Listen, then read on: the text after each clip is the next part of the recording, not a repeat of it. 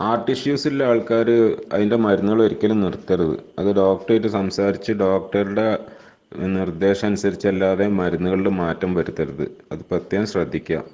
വേണ്ടാത്ത എന്തെങ്കിലുമൊക്കെ കാണിച്ചു വെച്ച് നമ്മളെ ഗ്രൂപ്പിന് ചീത്തപ്പേരുണ്ടാക്കരുത്. മരുന്നുകളുടെ കാര്യത്തിൽ ഡോക്ടർമാരാണ് അഭിപ്രായം പറയേണ്ടത്, നമ്മളല്ല. നമ്മൾ പറയുന്ന ഡയറ്റിനെ കുറിച്ചാണ്.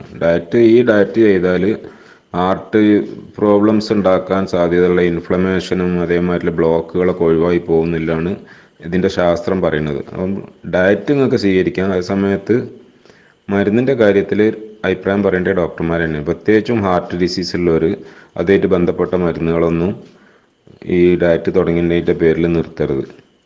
രക്തം കട്ടയാക്കാനുള്ള മരുന്നുണ്ടാവും, ഹാർട്ട് ബീറ്റ് റെഗുലൈസ് ചെയ്യാനുള്ള മരുന്നുണ്ടാവും. ഇതൊന്നും തന്നെ നിർത്തരുത്. അതൊക്കെ തന്നെ ഡോക്ടർമാരായിട്ട് സംസാരിച്ച് അവരുടെ അഭിപ്രായം അനുസരിച്ച് മാത്രം ചെയ്യാം. നമ്മളിവിടെ പറയുന്നത് നിങ്ങളെ രക്തത്തിലുള്ള ഷുഗർ കുറയും, ട്രൈഗ്ലിസറൈഡ് കുറയും. അതൊക്കെ ഈ ഡയറ്റ് കൊണ്ട് ശരിക്കും കുറയുന്നതായിട്ട് നമുക്ക് എല്ലാവർക്കും അനുഭവമുള്ളതാണ്. അപ്പോൾ അതുമായിട്ട് ബന്ധപ്പെട്ട ഗുളികകൾ അത് നോർമലാകുന്ന സമയത്ത് നിർത്താമെന്ന് മാത്രമേ പറയുന്നുള്ളൂ. അല്ലാതെ ഹാർട്ട് ഇഷ്യൂസ് ഉള്ളവരൊന്നും അതിൻ്റെ മരുന്നുകളൊന്നും നിർത്തിയിട്ട് അപകടം ഉണ്ടാക്കരുത്. നാളെ ഒരാൾക്ക് എന്തെങ്കിലും ഹാർട്ട് പ്രശ്നം ഉണ്ടായി അയാൾ എന്തെങ്കിലും പറ്റി കഴിഞ്ഞാൽ അത് ഈ ഗ്രൂപ്പിനും ഈ സിസ്റ്റത്തിനും ഈ എന്തെങ്കിലും പറയുക ഈ പ്രസ്ഥാനത്തിന് തന്നെ അപകടമായി മാറും. അതുകൊണ്ട് അങ്ങനത്തെ വിവരക്കേടൊന്നും ആരും കാണിക്കരുത്. അതേപോലെ തന്നെ ഇൻസുലിൻ എടുക്കുന്നവർ ഇൻസുലിൻ നിർത്താതെ ഡയറ്റ് തുടങ്ങരുത്. ഹൈപ്പോഗ്ലൈസീമിയ ഉണ്ടാവും, ബോധം പോവും, ചിലപ്പോൾ അപകടം ഉണ്ടാവും, മരണം വരെ സംഭവിക്കാം.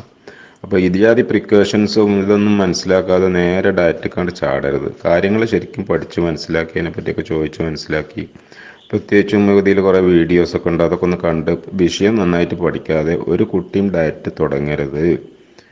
ഒന്നും കൂടി പറയാണ്, വിഷയം മനസ്സിലാക്കിയിട്ട് അതിൻ്റെ ശാസ്ത്രം മനസ്സിലാക്കിയിട്ടല്ലാതെ വെറുതെ ഇറച്ചി എന്നുള്ള പരിപാടിയാണെന്ന് പറഞ്ഞിട്ടാണ് തുടങ്ങരുത്. അതല്ല ഈ ഡയറ്റ്.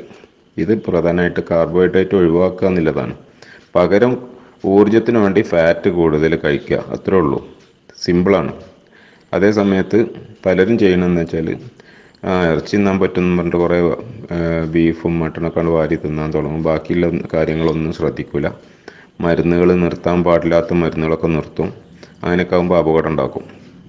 അപ്പോൾ പഠിച്ചിട്ടല്ലാതെ ചെയ്യരുത്. കാര്യം മനസ്സിലാക്കണം. എന്തെങ്കിലും സംശയം ഉണ്ടെങ്കിൽ ചോദിച്ചാൽ പറയാൻ ആൾക്കാരുണ്ട്. ഇപ്പോൾ നിങ്ങൾ പറഞ്ഞ തന്നെ വളരെ വ്യക്തമായൊരു തെറ്റാണ്. അതായത് നിങ്ങൾ ഡയറ്റ് തുടങ്ങി ഗുളികളൊക്കെ നിർത്തി ഇപ്പോൾ നെഞ്ഞുവേദന എടുക്കുന്നുണ്ടെന്ന് പറയുന്നത്.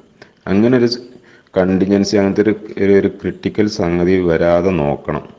ഗുളികകൾ നിർത്താൻ നിങ്ങളോട് ആരും പറഞ്ഞിട്ടില്ല, പിന്നെ എന്തിനാണ് നിങ്ങൾ നിർത്തുന്നത്? ഗുളിക നിർത്തേണ്ട സമയമാകുമ്പോൾ അത് ഡോക്ടറായിട്ട് സംസാരിച്ചിട്ട് ഡോക്ടർ പറയണമെങ്കിൽ നിർത്തുക, അല്ലാതെ നിങ്ങൾ നിർത്തരുത്. നിങ്ങൾ നേരിട്ട് ഞാൻ കണ്ടിട്ട് പോലും ഇല്ല, നിങ്ങളെ പറ്റി ഒന്നും അറിയില്ല, നിങ്ങളെ ഹിസ്റ്ററി ഒന്നും അറിയില്ല. നമ്മൾ ഈ ഡയറ്റിൻ്റെ കാര്യം മാത്രമേ ഇവിടെ പറയുന്നുള്ളൂ. ഇത്രയും കാലം നമ്മളുടെ ഡയറ്ററി ഗൈഡ് ലൈൻസ് അനുസരിച്ച് നമ്മൾ കൊഴുപ്പില്ലാതെ കാർബോഹൈഡ്രേറ്റ് കൂടുതലുള്ള ഭക്ഷണം കഴിച്ചുകൊണ്ട് ഒരുപാട് അസുഖങ്ങളുണ്ടായി. ആ അസുഖങ്ങൾ നമുക്ക് മാറ്റണമെങ്കിൽ ആ ഡയറ്റ് മാറ്റണം. കാർബോഹൈഡ്രേറ്റ് കുറച്ചിട്ട് ശുദ്ധമായ കൊഴുപ്പ് കൂടുതൽ കഴിച്ചിട്ടുള്ള ഒരു ഭക്ഷണ രീതി സ്വീകരിച്ചാൽ ആ രോഗങ്ങളെല്ലാം ഇല്ലാതെയാക്കാൻ കഴിയുന്നില്ലാണ് LCHFൻ്റെ അടിസ്ഥാന സിദ്ധാന്തം. അത്രയേ ഉള്ളൂ. അല്ലാതെ ഒരു രോഗത്തിനും ഒരു മരുന്നും കുടിക്കേണ്ട, ഈ ഡയറ്റ് മതിയെന്ന് നമ്മളാരും പറയുന്നില്ല. ഡയറ്റ് കൊണ്ട് ശരിയാക്കാൻ പറ്റാത്ത ഒരുപാട് രോഗങ്ങളുണ്ട്. മരുന്നുകൾ തന്നെ വേണ്ടി വരും. ആൻറ്റിബയോട്ടിക് വേണ്ടിയെടുത്ത് ആൻറ്റിബയോട്ടിക് വേണം, അല്ലാത്ത മരുന്നുകൾ വേണ്ടി വരും, അതൊക്കെ വേണ്ടി വരും. ഹാർട്ട് ഇഷ്യൂസ് ഉണ്ടാകുമ്പോൾ ഹാർട്ടിൻ്റെ ബീറ്റ് അതിൻ്റെ മിടിപ്പൊക്കെ റെഗുലൈസ് ചെയ്യാനുള്ള മരുന്നുകൾ വേണ്ടി വരും. BP കുറക്കാനുള്ള മരുന്നുകൾ വേണ്ടി വരും. രക്തം കട്ടയാക്കാനുള്ള മരുന്നുകൾ വേണ്ടി വരും. അതൊക്കെ കഴിക്കേണ്ടി വരും. അത് കഴിച്ചുകൊണ്ടാണ് ഡയറ്റ് ചെയ്യേണ്ടത്.